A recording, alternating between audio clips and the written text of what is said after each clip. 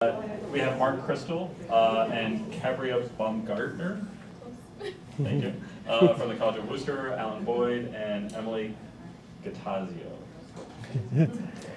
Yes.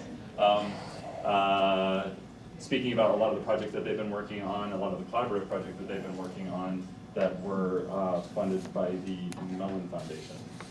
So. All right. Thank you. All right. So I'm going to do my best to have really painful PowerPoint slides. Oh, thank you. You walk with it if you like. Thanks. All right. Hopefully you can hear me better now. No? No, I don't think it is. Is it? There it is. Okay. I just need to get closer, I guess. Okay. All right, so my job today is to give you some context for the Ohio 5 Mellon project. We received a grant about 3 years ago, started in January of 2010 and finished up in January of 2013. So I'm going to give you some context, and then when I get to the interesting part, I'm going to turn it over to my co-presenters. So I'm going to have one interesting slide, so don't blink when I get to that point. So a little bit about our context. We're 5 colleges: Denison, Kenyon, Oberlin, Ohio Wesleyan, and College of Wooster. The stats that I have up here are collective numbers. So individually we're fairly small, but collectively we have a fairly good mass. So we've been trying to approach problems collectively.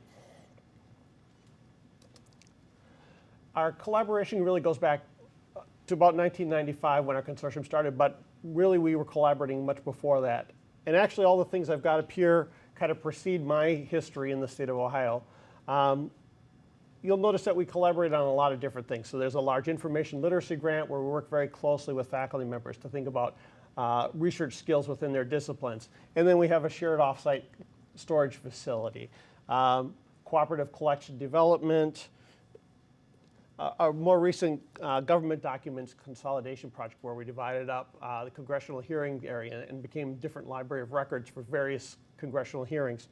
And then we're able to withdraw over 100,000 government documents. So we've been looking at a lot of different things.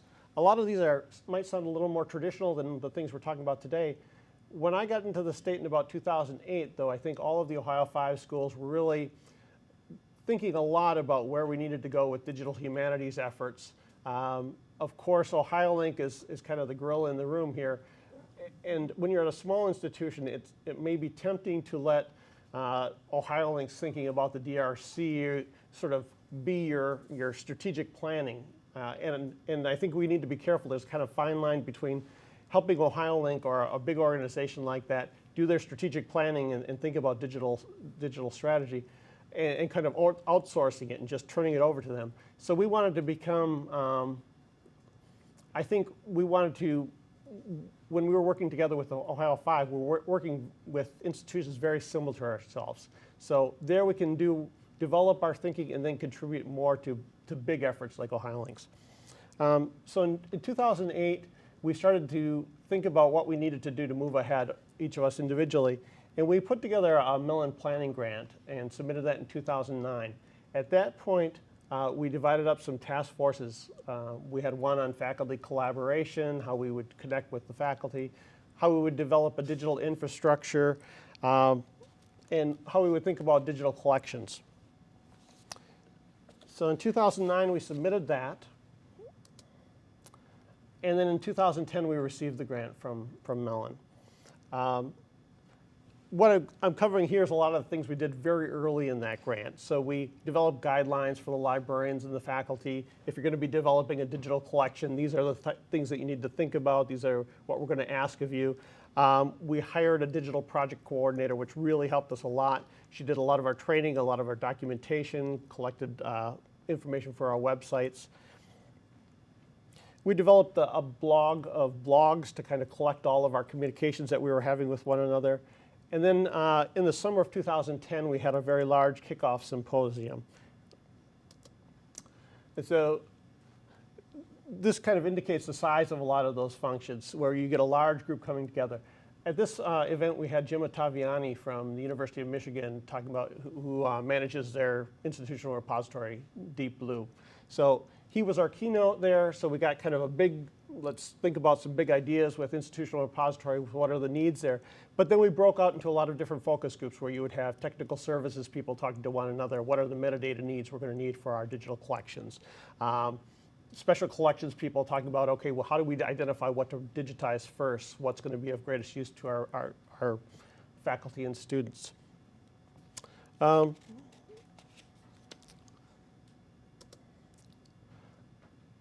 going to just give you a couple highlights, and this is my interesting slide, so don't blink now. Some of the highlights that we've accomplished over those 3 years. Across the 5 colleges, we've developed 50 curricular collections with faculty members and students.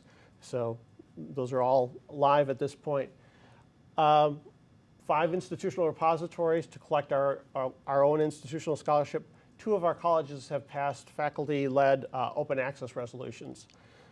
At the College of Wooster, we have an IS requirement, so all of our seniors do an independent study their senior year. It's a fairly long and intensive process, a year-long process.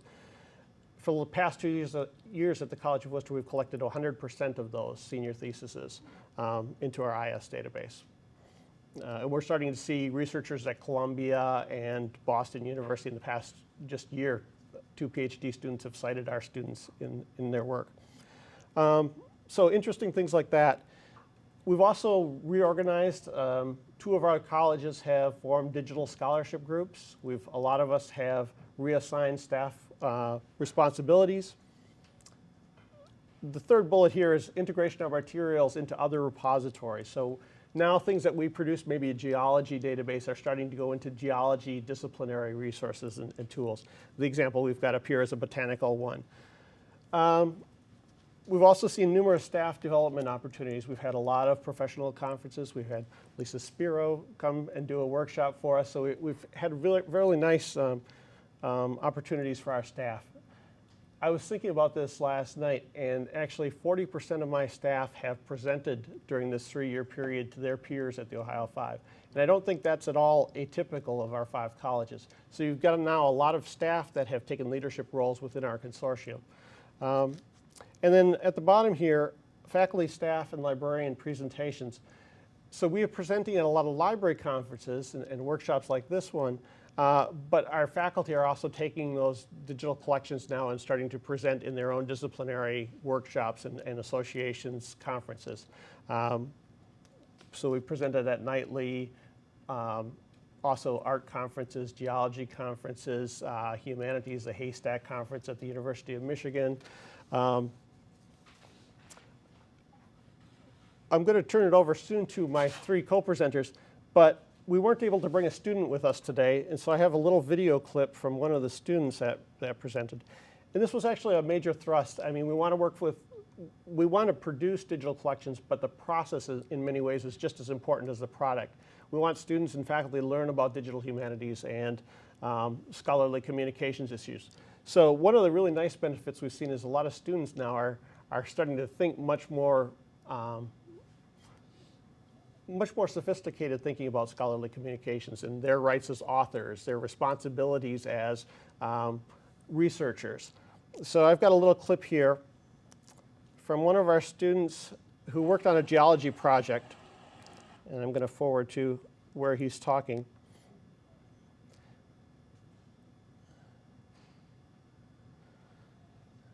So his name is Andrew Collins, and he presented at the Geological Society of America conference on this database. And it's one he helped us develop. So I'm just going to start it and show you what he's... This isn't Andrew. In addition to students taking the pictures for the database, Andrew Collins, a senior in the geology department, has been uploading recent and historic photos and data. All this information goes in according to a standards manual Okay. that I wrote up in the summer.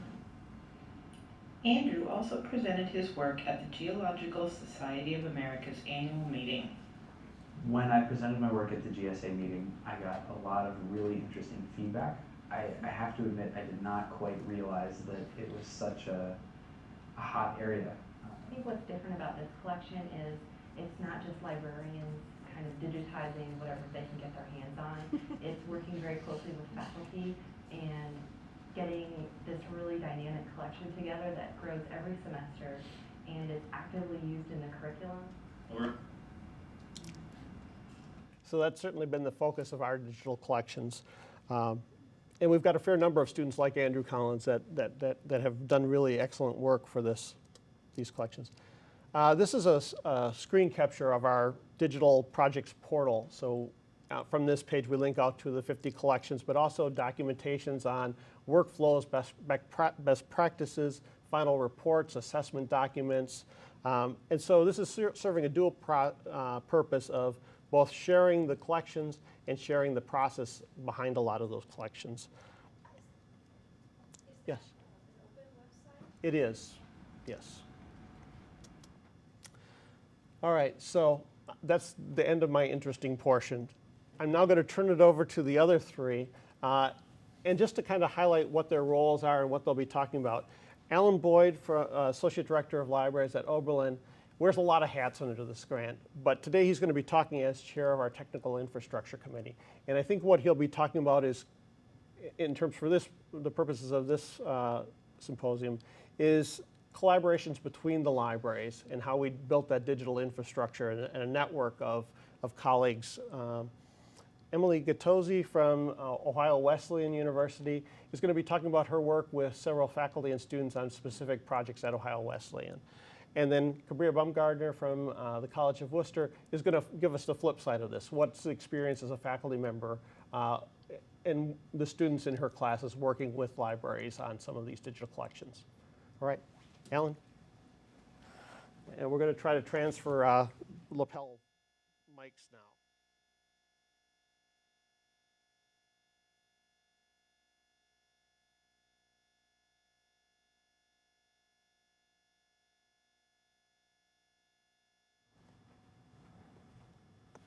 Well, thanks, Mark.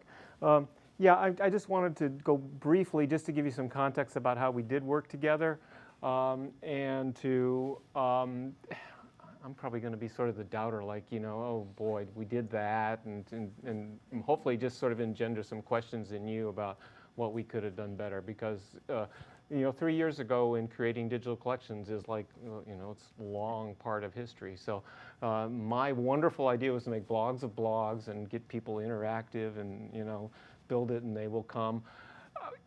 I think that was, it didn't work out exactly the way I felt it worked out. I was hoping. It is a good record of what we did.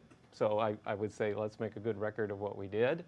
And but I think going into the future, we'll probably be rethinking about, you know, what are the communication methods, what are more up-to-date communication methods, and how does it work. But I think it also emphasizes that blogs are not communication, people are communication, and we really did, I think that's where we did really well.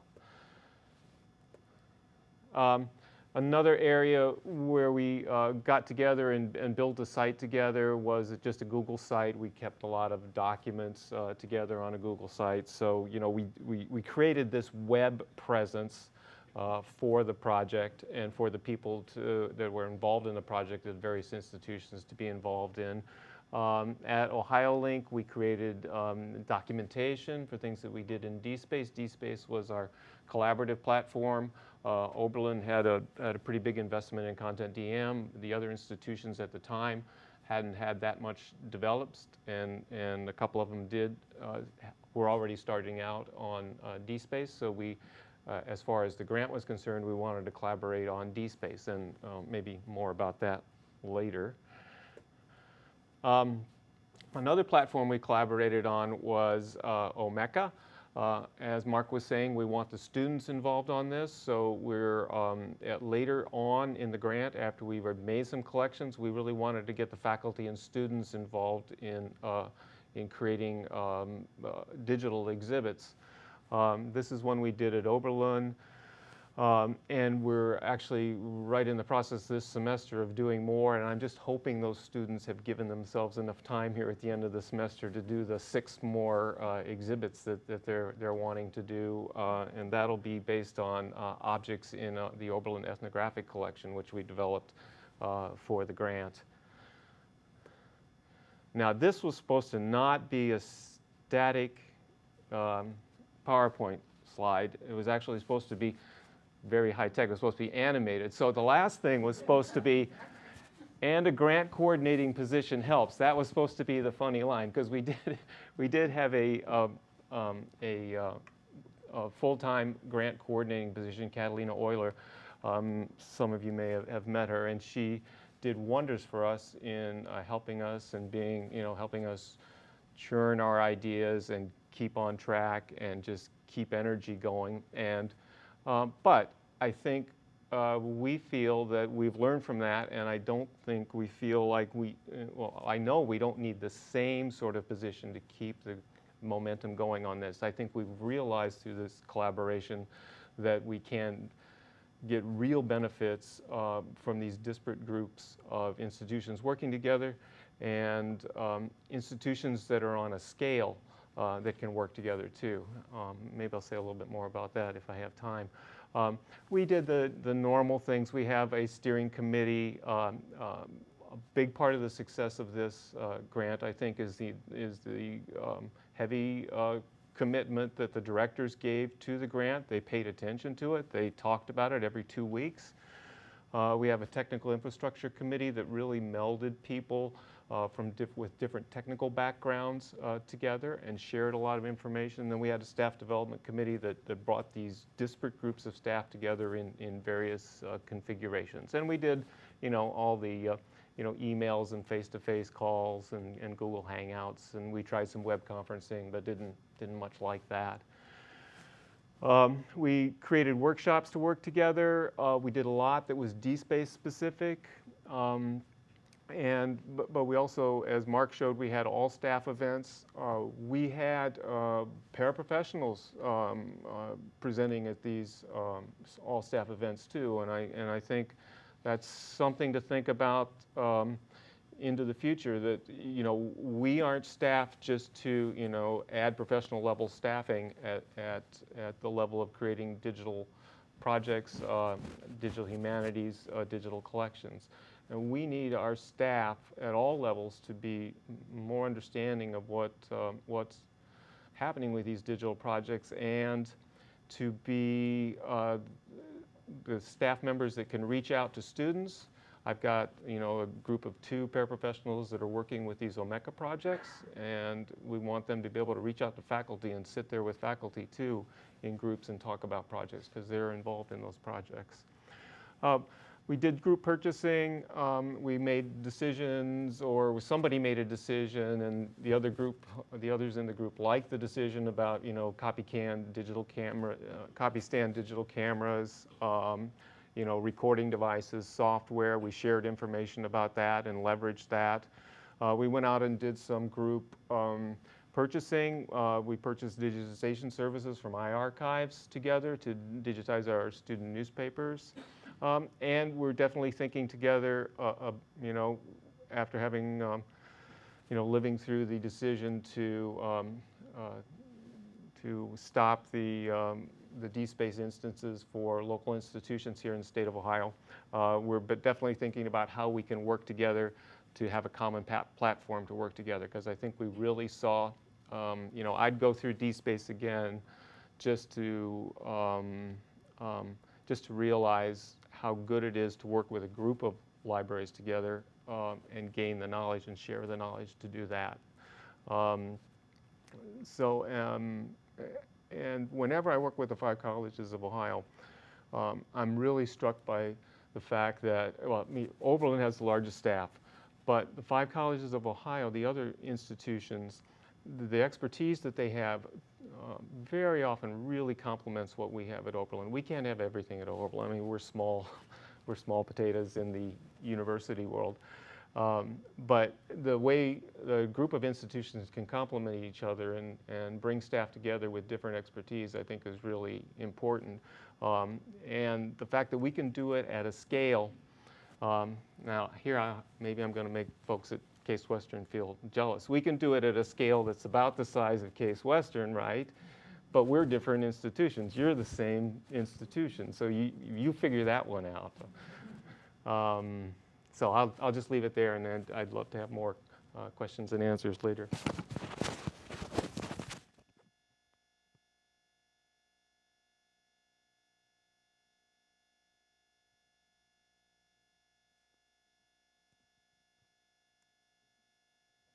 Teamwork.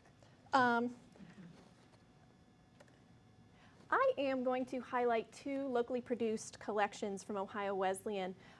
We produced a number of collections, and overall our more successful collections shared some common characteristics. One is that they arose from really strong liaison librarian and faculty relationships. And two, they involve contributions by all sorts of user groups, faculty, students, librarians, staff, and in this case in particular, the Delaware community. So this project is called Granaries of Memory, and it's a project that was proposed by Dr. Chris Fink in the Physical Education Department and Joy Gao, Public Services Librarian. And inadvertently when I picked this, I did not realize this would be our second Faculty in Italy project for the day. But in 2011, Chris took his travel learning course to Italy. And what they were looking at was social, cultural, and environmental factors that impact food production and physical activity in Italy and the US. And so while they were there, they visited the University of Gastronomic Sciences and talked to Carlo Petrini of the Slow Food Movement. And Mr. Petrini was working on a project about how to record food memory. So food production has changed so much over time. How do we retain these memories of how food was produced, eating habits within families, things of that nature? And so Chris and Mr. Petrini talked about perhaps doing a parallel project where Chris could work with his students to do some sort of a food memory analysis. So Chris, as a PE faculty member, does a lot of courses that are focused on health. And in many of them, he has an applied semester-long research component that involves some sort of qualitative research. And in the past, the final projects that the students completed were papers or in-class presentations. And one thing that Chris really wanted to see was how he could expand this project so the voices of the subjects weren't lost. And so thinking back to that conversation he had in Italy, he really wanted to do oral histories, somehow involve the students and perhaps some local citizens in doing these video projects. So Chris had the teaching of qualitative techniques and ethnographic research component covered, but what he really needed was assistance on the more technical side. So he approached Joy Gao, who's the public services librarian, and her role in this project was to work with the students on actually recording the individuals and editing footage, working on metadata standardization, things of that nature. And of course, the students were involved because they were the ones working on these video projects as part of their final project. And so to get this started, Chris visited the Delaware County Council for Older Adults. And when he went, he was looking for individuals who had multi-generational experience in agriculture. And when he approached the council, they were really receptive, and they put Chris in contact with some individuals who'd be happy to be interviewed. So Chris and his class conducted an introductory interview as an example, and then they returned to class, and one of the parts of their work was to develop questions that they thought the interview that would really get to the point of the interview participants' history in agriculture, and then the students were assigned pairs, and then they went and did interviews on their own. So what we have here is a series of about 10 video interviews with local Delaware citizens who do have a past in agriculture. And there are a number of outcomes for this. One is that these are readily available online. So Chris used it in class for critique of interview methodology, but it's also a snapshot of what his class achieved at that time, and it's also a source for future classes because he will continue to do this. And also, it ties in with some things that were happening at the university. Each year, Ohio Wesleyan has the Sagan National Colloquium. It's our biggest speaker series, and last year the topic was food. So we had a number of speakers come in and talk about food production. But also, Chris is going to build on this project. He's already proposed a future course, so there will be a follow-up where he could return to Italy and they could talk about the work they had done with this project.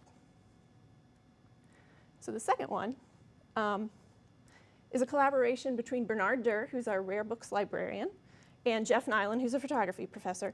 So Bernard is wonderful. He was circulation manager for about 30 years, and then he went up to Rare Books to be a part-time librarian. He has a background in art history, and he's really interested in bringing students into special collections to have them look at primary source materials. And he and Jeff had spoken before about photography, and we have a pretty large collection of photos of the American Southwest. And so Bernard and Jeff got together and decided that it would be wonderful that in addition to having these in-class sessions, they could have an online collection, 24/7 access for students to do additional study. And so Bernard has, as I said, his background in art history, but he also has his knowledge of rare materials, and then he had a knowledge of these two primary photographers, Hillers and White. And then Jeff had his background in photography techniques. And what they needed was a student who would be able to digitize these materials, help them work on metadata and things of that nature. And we were very lucky because I had a student who worked in special collections with me, so she had experience using rare materials, who also happened to be a photography major. And she was very interested in this, and she couldn't wait to work on this project. So Jeff and Bernard worked with her on actual capture of the photographs. And then I worked with her, and Bernard did as well, on writing the actual metadata and doing some research. So as I said earlier, this is really nice because it's a supplement to their in-class research. But it also raised awareness of these materials, which digital collections often do, especially with uncatalogued special collections materials. So it did so on campus. We have an anthropology faculty member who teaches a course on the American Southwest. So this is a tool for him to use as well. And one of the unanticipated but positive outcomes is that Bernard has had scholars contact him who had no idea that we own these materials. And so they said, I'm writing this book about Hillers, I'm writing this book about White, can I use this image? And so also, this project has allowed Bernard and Jeff to continue on and build upon it. They applied for a travel learning grant from OWU in order to return to these scenes that are depicted in these photographs throughout the Southwest. What they're going to do is they're going to meet with some individuals in local historical societies to look at the photographs done by Hillers and White in that area, but they're also going to take some students and re-photograph the locations. So I'm excited to see how that turns out. But with that, I'm going to turn things over to Kabria.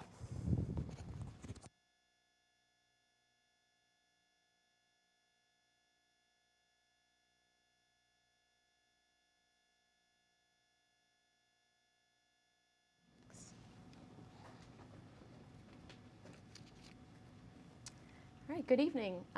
My name is Kabria Baumgartner, and I'm an assistant professor of history at the College of Wooster. And today I'm going to be talking a little bit about digital humanities and the history classroom. I want to first talk a little bit about a course website I developed using WordPress, and then I'll talk about an assignment, a digital humanities assignment, podcasting. And if there's time, I'll talk a little bit about a collaborative research project that I took part in, some students and I, and also our emerging technologies librarian. We end up going to DC. So if I have time to talk about that, I will. So when I first arrived at the College of Wooster, it was about 2 years ago, I had just finished my dissertation, and I was starting in about 2 weeks. And I was really interested in using a course management system. And so I attended a one-day technology workshop and tutorial on WordPress.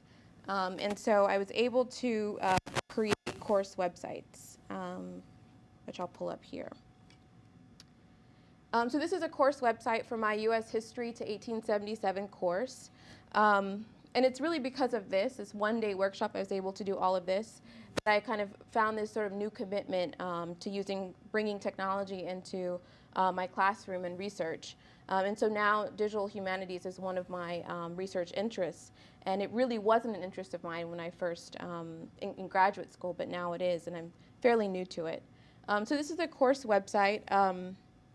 The purpose is really to provide a forum for student-faculty collaboration, to post handouts, lectures, and reading materials, and assignments, to list course objectives and background information, and to post updates. So I've created a site like this for all of my classes. I find that it's a great communication tool. And I also find that students who, for some reason, might have to miss class, they can still contribute to discussion. So it's not just sort of a free day, so to speak. So you can see here I've got course goals. Let's see if I can scroll down. These are some learning objectives. This is the course schedule. And this class is sort of divided into themes. And so these themes are on the side here, and it's anchored. So if I click on the side, they can pull that up. And this is where students post reading response papers. So I taught this course last semester. We were talking about the Civil War in the South, and so they were able to kind of post their reflections on the course readings. So the following summits would be last year. The College of Wooster offered a instructional technology faculty fellows program. It was a week-long program, and it had 3 goals. The first goal was to increase the number of faculty taking advantage of Web 2.0 and other technologies in teaching and scholarship. 2, to familiarize faculty with tools and project types. And 3, to help faculty learn how to assess technology projects. So it was really a nice space for us to participate in this sort of continuing dialogue. Why should we use technology in the classroom? Why is this important? Is it just using technology for technology's sake? So we had those debates, and we were actually able to put some of what we learned into practice. So at the workshop, each of us had to use a particular technology, and we had to present it. And I find that this was really important because often we might assign students and tell them to kind of work on use a particular digital technology tool or something, and we haven't used it ourselves, and so we underestimate how much time it's going to take them. So I ended up using Google Maps. So it was really nice to blend sort of geography and history. Some people used Animoto or Vuvox. So different tools, and it was nice that we presented so we could see what really worked and maybe what didn't work and what would work for certain disciplines. And then we discussed how to evaluate these projects, and we learned various techniques on how to incorporate these projects into our courses. So part of the task that we had in front of us was that we had to develop and implement one of these units in our courses. And so I thought about podcasting. And so I wrote and submitted and received the 5 College of Ohio Next Generation Library Grant. So that's a curriculum development grant for this course. This is the U.S. Experience 1877 course. And roughly we usually have about 18 to 20 students in this class. And it's just really your standard introductory course to U.S. history. And so I designed this proposal in collaboration with Steve Flynn, our emerging technologies librarian. And I kind of just saw it as a project that would unfold in phases. So this first phase, students would focus on the Civil War, and they would make a podcast about some topic related to the Civil War. And the idea is next semester, fall of 2013, later this year, students would focus on the American Revolution, right? So over time, if we do this 4 or 5 times, students would have created a large Wikipedia-like database of podcasts on major events, figures, and issues in early American history. And so a lot of the funds went to ordering equipment, high-quality microphones like they use on NPR, and also to provide reimbursement for travel to archives so that students could use some hands-on sort of materials in their podcast. So if I scroll up, we've got the podcast final project here.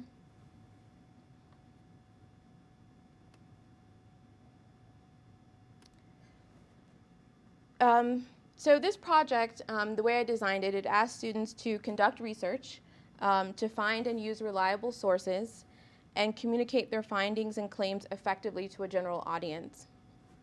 So in this way, students learn valuable communication skills, they build technical skills, and they take historical knowledge about a major event in American history, in this case the Civil War, and they make that available and accessible to the public. So to be quite honest, designing this project took quite a bit of time. I had to provide instructions of what I was looking for, had to provide script writing tips, and then finally I said, okay, I need a checklist because there's so many steps. I need to make sure students follow all the steps.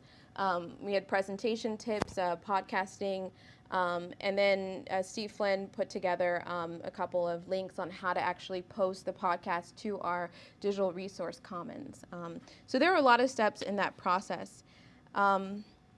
And I did that in part because this is a survey course, which means I'm working mostly with first-year students. And so I really tried to be very methodical in how I outlined the assignment. But even their feedback, they wanted more instruction. They wanted more direction. So when I started this project, I mentioned on the very first day of classes. And so I had about 20 students, and they all stayed. And I discussed the project often. And then we really began going over it about 6 weeks before the end of the semester. All in all, I think the project was effective, and I think the assignment was effective. Some of our students at the College of Wooster aren't entirely comfortable with technology. They might be on their phones and texting, and that's great. But when it comes to doing something like this and podcasting, they have some anxiety about that. So we received great support from the library, again, from our emerging technologies librarian, and also our instructional technologist, John Breitenbucher. And so they looked over sort of earlier drafts of the assignment. They led workshops, and they held office hours to help students with the project. And overall, I think students enjoyed it. The podcasts are available on our digital resource commons site. So here they are. And like all assignments, some are better than others. So some of them, a lot of students read about the Battle of Gettysburg and Kansas-Nebraska Act, that kind of thing. So I put together a survey that I distributed last month to students, asking them about their reflections on this assignment and what they got out of it. And so I just wanted to highlight a couple of responses for students who, if I asked them what did they enjoy most about the project, some of them just liked the opportunity to research. So they picked a topic, worked on it, and they were able to write a script about it and then post it. Some students, things that they didn't like about the project had something to do with the in-class presentations. So one of the things that I learned doing this is that 6 weeks is actually not enough. We need much more time for more workshops to introduce some of the software to students. There's also kind of a software issue. I use a Mac. That's what I'm most familiar with. I converted, let's say, 5 years ago, and it's been great. And some students are using a PC, and so they don't have GarageBand. And they have to use Audacity. And Audacity is a very complicated software, in my opinion, to use. And I had not used it, so I couldn't provide them support. I could do that for GarageBand and the Mac. So there are some students who had comments about that. What was really nice, though, let's see, one of these comments here, I like this comment here. A student said, I said, what did you learn? What did you consider most important that you learned from this? And they said, I learned a lot about the difference between writing something that someone else will read and writing something that will be read aloud. Yeah. So, course evaluations were good. Again, students highlighted this assignment in particular, saying they had a lot of fun working on it. As I said, a couple things I might change, make it a requirement to use a Mac. I'm not sure, but it's just a little bit easier to use GarageBand. More time in class working on podcasts and more workshops. There were 2, and I think I probably have to double that. And that's an issue as faculty. We want to teach a certain amount of content, and if we have to devote a lot of time to the technology, I'm afraid something will get lost. But I'll continue to work on that. And then I wanted to integrate use of the archives, especially the special collections archives at the College of Wooster. And so I didn't get a chance to fully develop that, and I hope to do that in the next iteration of this. And then for me, just more time for final presentations for students to present their podcasts to one another. So doing this assignment, I've really been thinking about how to define the digital humanities and what it means for these kind of projects to be in the history classroom. And I really think this is sort of a creative use of digital tools and technologies in a way that really advances learning. It allows a lot of us to collaborate across disciplines. It's really about making something and building something. It's public, it's online, and in some ways students are kind of budding digital humanists by doing something like this. So I really enjoyed experimenting with these new technologies and pedagogies, and really enjoyed working with the libraries and other faculty and students. So maybe in Q&A I can talk a little bit about the other project that I worked on, the research side of it, and maybe I could talk about our collaborative. We're doing a collaborative project at the College of Wooster, tracing the Worcester's history. So I'm happy to talk about that later on if time allows. Thank you.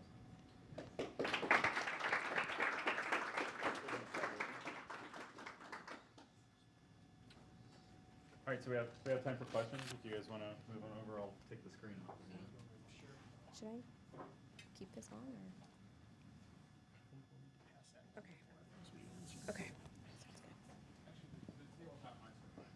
Oh, Okay.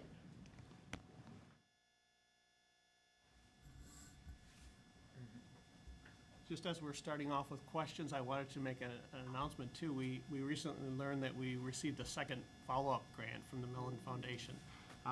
So we started in March and it will go for the next 3 years. There's two things I wanted to highlight there. One is that in our first grant, we had a digital project coordinator, and that was a skill that we really needed at the time. One of the really nice things that she helped us do was, at the end, she helped us transition away from needing that position.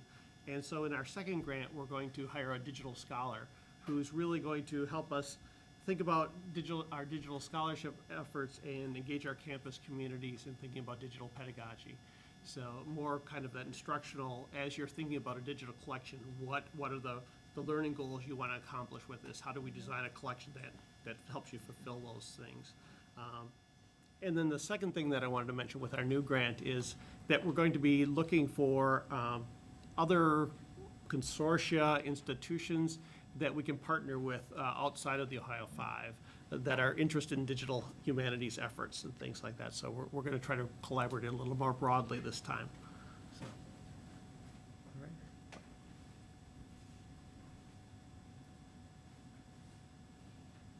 I'll start off. I have a question. You know, I'm from the University of Cincinnati, which is a public university, land-grant university, and so we talk a lot about pedagogy for the workplace and how these digital tools will be so useful, and I saw one of your student comments was, I could even do this for my employer, that is to get real skills. So I wonder, in the context of the liberal arts colleges, you also talk about the pedagogy, but of the development of the self and how dealing with digital tools, frustrating as they can be, actually sort of strengthens that muscle to be able to deal with complexity and ambiguity and frustration, and to develop a kind of experiential exercising and experimenting to get things right. The same degree as in scientific, let's say, research, where 99% of the time you get a bad outcome, and then the one time you might actually discover something, right? So that same kind of experimentation you could probably see with the frustrations using Audacity versus GarageBand and so forth. So do you guys talk about that as a kind of message for encouraging your faculty to use digital tools?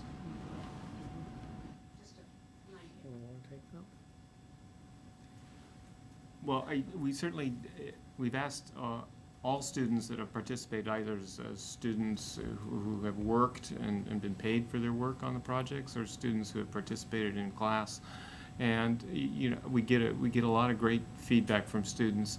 And I've been participating in projects where, you get in these 45-minute long debates about, how is the website going to go this way and that way, but I think they also get into understanding these decisions have to be made. Other people are making these decisions.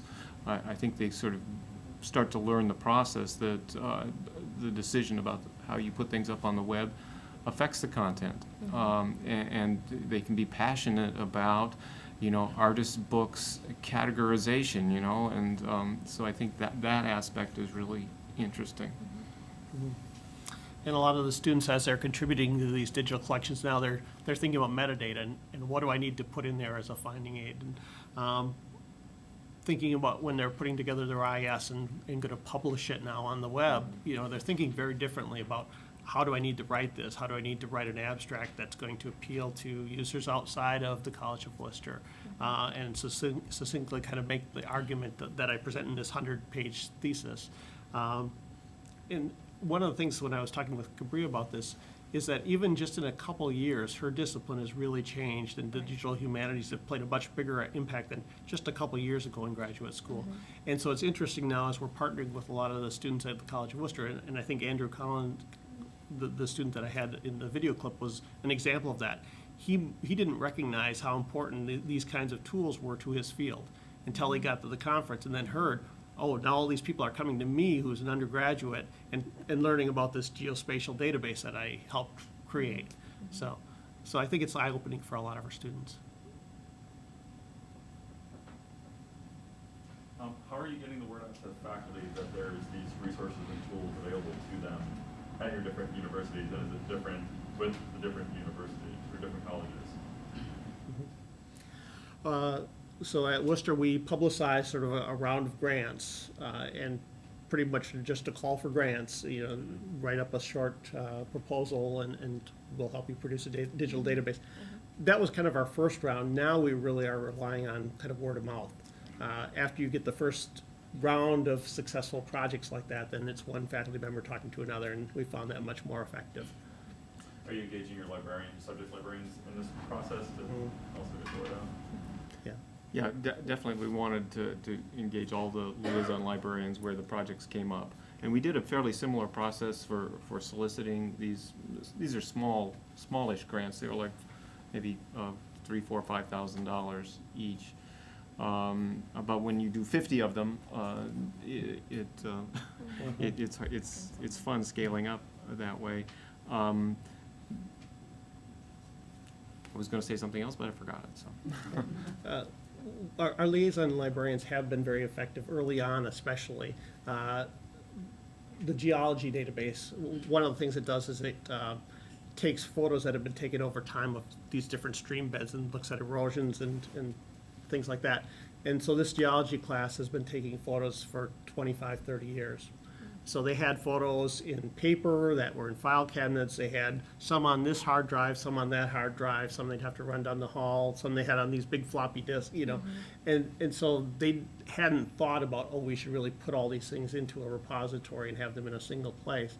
And so our liaison librarian was really instrumental in sort of saying, well, what are you doing? And, is there a better way to do it? So, And I get the one thing I did want to say is that I think these projects are helping faculty. I mean, they knew their librarians were good librarians, but I think they're more seeing them as problem solvers to help them with some of the real issues that they're dealing with and trying to get their research out to the public, record it, and delve into it. That they understand us more as partners now.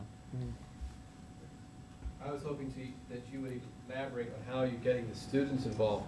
You said that you facilitated grants that might have been as much as $5,000. Two questions. First question, where did the $5,000 come from? The libraries? This is from the Mellon grant. So Okay, each of the you had colleges got $5,000 from the Mellon grant. And then what did and then you gave $5 grand-ish to a student or a group of students or a faculty member or something, and then what did they spend that money on? They spend it back into you? There's a lot of different models. And so in some places, a faculty member may hire a couple students that are then scanning or digitizing materials and sort of being a research assistant for them. So some places it's kind of a salary, a student salary.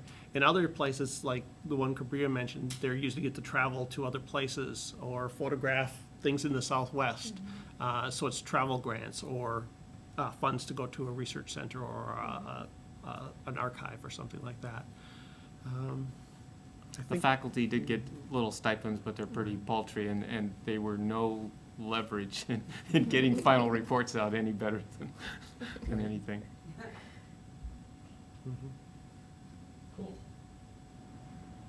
So What principles would you kind of share with other institutions who are interested in this kind of multi-institutional approach to facilitating digital scholarship?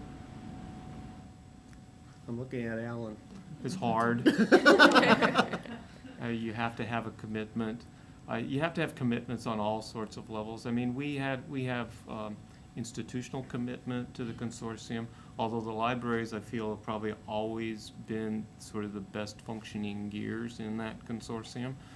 But in times of economic downturn, our institutional leaders are more and more looking to say, how can this collaboration really save us money and leverage things? So it's not just getting together and saving a little money, it's getting together and being really functional together, and I think we're taking that more to heart now. So there's one aspect of it. I think one of the keys from my perspective is that we did a grant that really aligned with things that we wanted to accomplish already and things our institutions wanted to do. So one of the pieces of the mission statement of the College of Wooster is that we're going to produce students that are able to ask challenging questions and produce new knowledge and contribute to the world of information. And so that's something we definitely are seeing with our IS database, with the student research, with the contributions they're making to a lot of our digital collections. So being consistent with the mission statement of your institution, where you see the strategic direction of the libraries needing to be, and any grants that you want to get, and then commit. Is there a question back there? Yeah. I was just wondering if you could talk a little bit more about your staff development approach, and you talked about staff as well as librarians, and just how did you start? You got your grant, or had you done a lot of prep with your staff, your liaisons, et cetera, or what would you share on that? Okay. I'll start, and then I think you can pitch in. Some of the early things that we did were fairly low threshold. So we had a gadget day where people brought in digital cameras and MP3 recorders and talked about Web 2.0 technologies, ebooks, for people that hadn't had a lot of exposure to that. When you're talking about a staff of 150 people, you're going to have all levels, especially entering into this. And so we started off with gadget days. And then we went from there to thinking about institutional repositories and scholarly communications, the importance of discovery layers in feeding all of our digital collections. How do we get all those things? And so you had technical services people talking about discovery layers and metadata and how it partnered with our digital collections.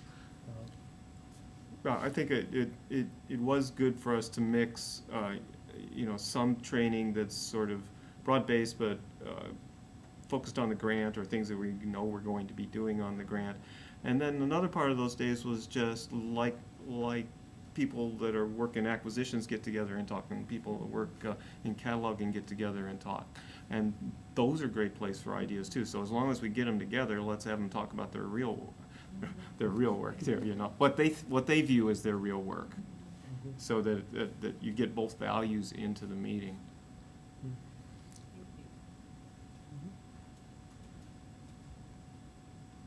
Are there any other questions? Yeah. I really liked your presentation. I thought that it was really good. I liked hearing all the different angles of the collaboration. I'm curious about a couple of things. So, you offered a really great example of how you're, having your students learn to use these tools, and I thought that was great. And then you talked about another example. Do you see this as being something that a lot of faculty are beginning to take on, where they're really incorporating these great projects in their classes? And then the second question I have, because I'm from our informational technology staff, is do you collaborate closely with those groups as well? Because you didn't really talk about that. Well, I can say I think a lot of faculty are, especially in our department in history, are really getting into the digital humanities. And I kind of got into it in part because of another colleague, Katie Holt, who's done a lot of work on putting together these course websites and introducing various kinds of technology in her classes. So I find that it's becoming more and more prevalent in the sort of history classroom. And that's something that I'm excited about, especially working with the libraries. In another class, in my history of education in the US class, I work very closely with our special collections librarian. And so we have a couple of units on the history of higher education, and I take students down there to special collections, and they can look at sort of the history of the College of Wooster.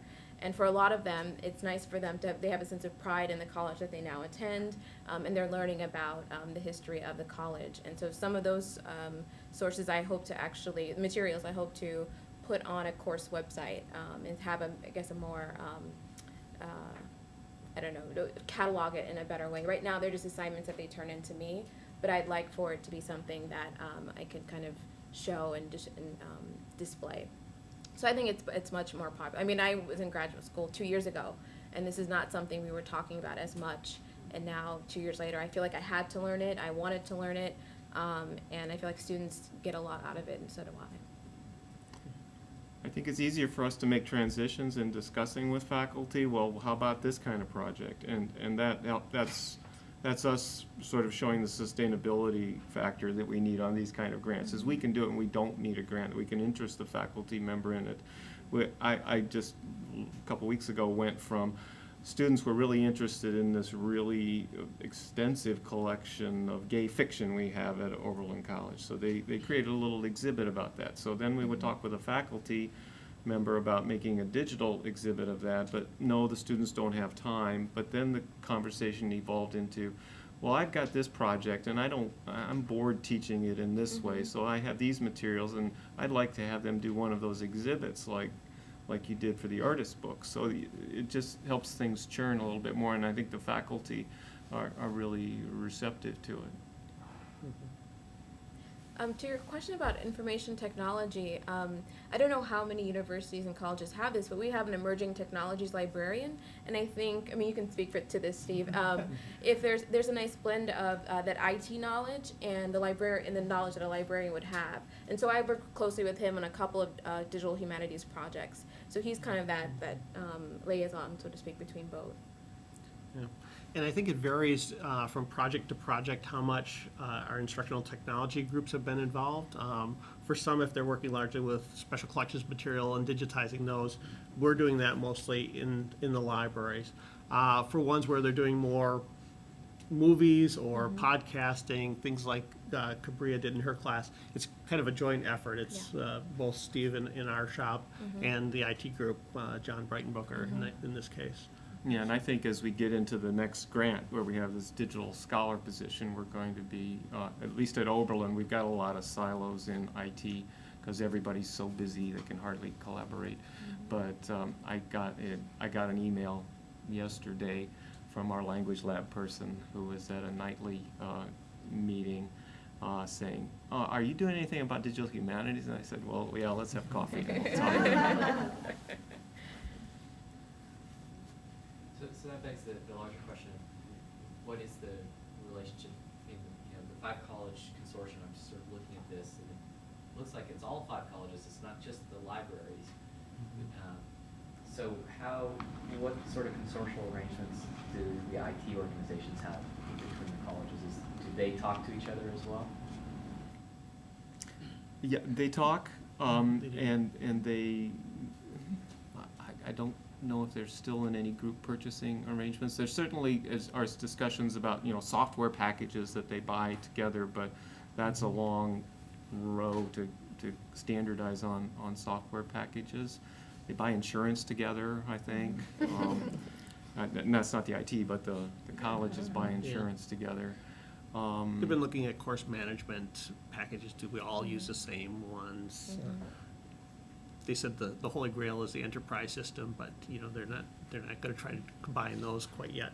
So. And is IT integrated with the library on any of your campuses? Are they the same organization? At Kenyon it is. Right. Yeah.